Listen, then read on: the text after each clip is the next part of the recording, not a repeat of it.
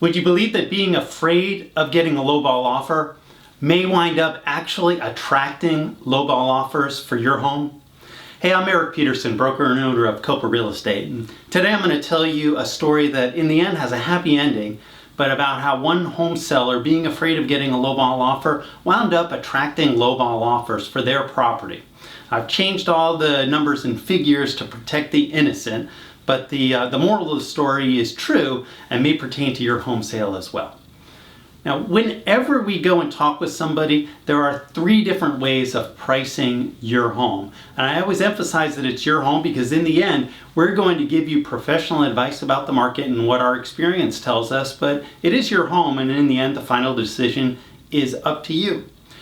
Occasionally, we list a house for a price that's higher than what we would recommend, and occasionally the seller is right about that. We always try to get that higher price. Sometimes it happens, sometimes it doesn't. What we want to make sure that we don't do is keep the home on the market for too long at an inflated price that's not going to attract a good offer, because in the end what happens is your listing becomes stale. So to prevent your listing from getting stale, the conversation we always want to have is that we want to make sure that the price is reflective of what the buyers are seeing out in the market, because we want to have a great offer for your home and all of the homes that we're listing. Even up front, when we list a home higher, we talk about a game plan and say, well, here's what we're going to do. We're going to try and catch a buyer at that higher price, but if we don't get it, we really want to make sure that we react to the market in a timely manner before the listing gets stale. And sometimes what happens is the seller then gets so worried about reducing the price, and oh my gosh, if I reduce the price, the buyers are going to think that I'm desperate and they're going to give us lowball offers. So the seller, in an effort not to get a lowball offer, keeps the home at too high of a price. Here's what happens. The good buyers that are out there are often worried about insulting a seller. They also don't want to waste their time. People are in a hurry, they want to buy a house. They don't want to just be making offers that get rejected. And when they see a home that's priced too high, they think the seller is unrealistic, unreasonable, and they're not going to work with them on the price. And so what happens is the price is up here, you don't get any offers at all. And then inevitably what happens is the seller becomes desperate.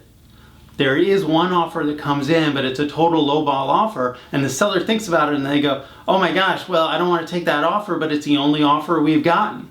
And what's happened is, instead of trying to get one of those good buyers, all we've attracted are the people that aren't ashamed, they're not bashful about putting in a lowball offer. So that happened in a situation that we just had. We had a home that, let's say, was listed at $525,000. Okay, we were on the market at that price. We weren't getting any action in terms of buyers making an offer. Our market experience told us that the home was priced a little bit too high, and we were really recommending that we needed to be at that $500,000 price point to catch a buyer that was really looking for a home like that up to that point. The sellers didn't want to bring the price down because they were worried about the lowball offer. We got an offer of $470,000. The sellers had to move. They wound up accepting that offer. Now here's where things get really interesting. So often when somebody puts in a lowball offer, they get greedy.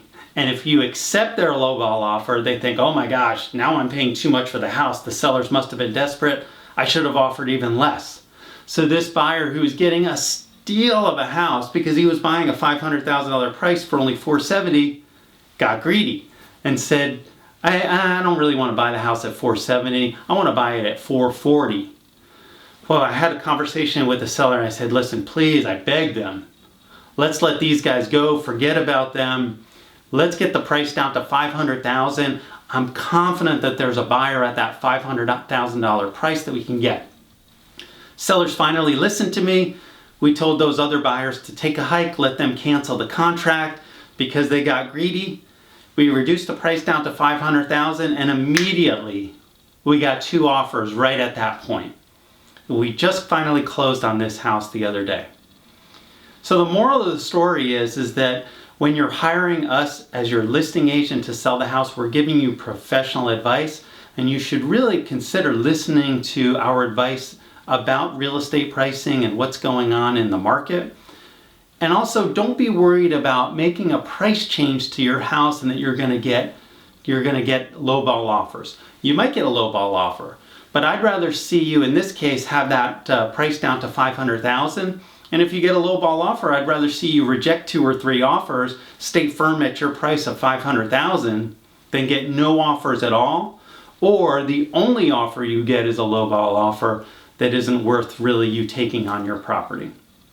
If you have any questions about real estate pricing, the market in general, or about how to sell your home fast for top dollar, call or text me directly on my mobile number, 512-791-7473.